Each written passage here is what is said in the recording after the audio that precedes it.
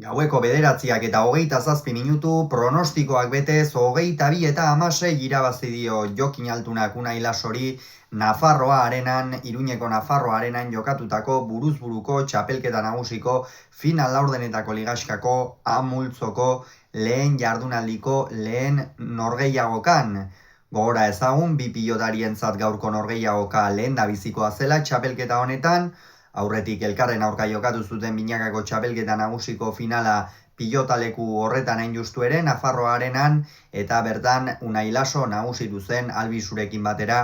Jokin Altuna eta Ezkurdiaren aurka, baina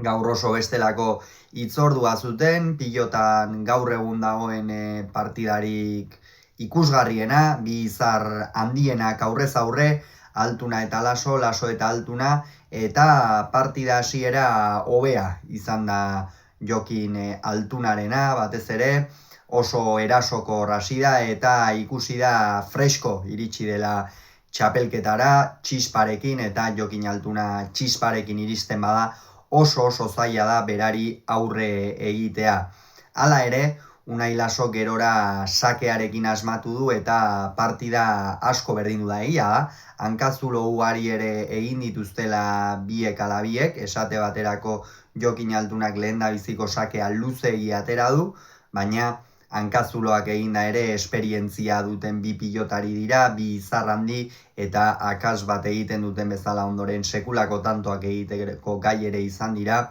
Eta erritmo bizian eta tanto gogorrak jokatu dituzte, elkarri pilota ezker horman sartzen saiatu dira, eta etekin handia atera diote Nafarroa arenan egin ohi den moduan hormabikoari. Ezker pareta eskerronekoa du, gisa horretako jokaldiak egiteko, eta hori baliatu dute, biek ala biek, eta zenbait tanto lortu dituzte, biek aparteko efektoa dute,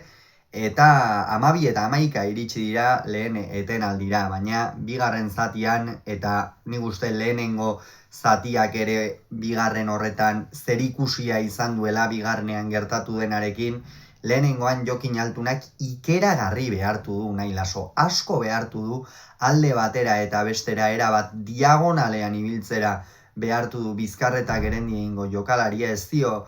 pilotaria barkatu, ez dio zuzen jokatzen ere utzi, eta hori gakoa izan da, ez, bigarren zatian Altuna freskoago iritsi, eta Laso behar bada erasanago iristeko. Horregatik, bigarren zatian 18 eta 13 jarri da aurretik, hor Jokinek sake errematean asmatu du, pilota biziago ibili du, oro har defentsa bikaina erakutsi du,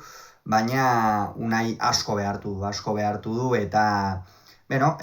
gero hurbildu da, apur bat gehiago, 16 eta 18, baina hortikan aurrera, Jokinek ere akas batzuk egin ditu, baina ez da amildu Unaik asmatu badu ere, eta azken zatian gehiago izan da, sakeari etekin atera dio, eta azkenerako aipatu moduan 22 eta 16 amaitu da norgehiagoka, oso garaipen garrantzitsua Jokin Altunarentzat, izar handienaren aurka teorian behintzat txapelketan izango duen aurkaririk gogorrenaren aurka irabazi egin du jada, oraindik ere noski badaude aurkari gogorrak eta zurrunak, buruz-buru asko jokatzen dutenak, baina teoria mailan Altuna eta Laso izango dira favorito nagusiak finalean sartzeko, kontuan izanik gainera biek ala biek multzo berean jokatuko dutela, jokatzen ari direla, eta azkenerako horixe, 22 eta 16ko emaitza, funtsezko Altunarentzat, errebantxa nahi zuen final horrena, eta ongi baino hobeto irten zaio hori amezketako aurrelariari, eta txapelduna gaur sartu da txapelketan, eta berriro ere irabazi egin du, beraz lehengo lepotik dauka burua. Hurrengo hemendik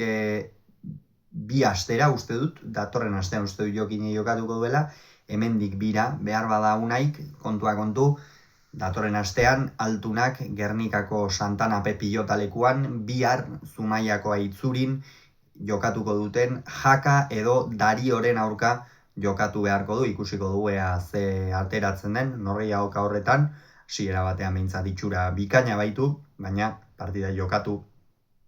egin behar izaten dira. Gogoratu beraz, Altunak 22, Lasok 16 Iruñean.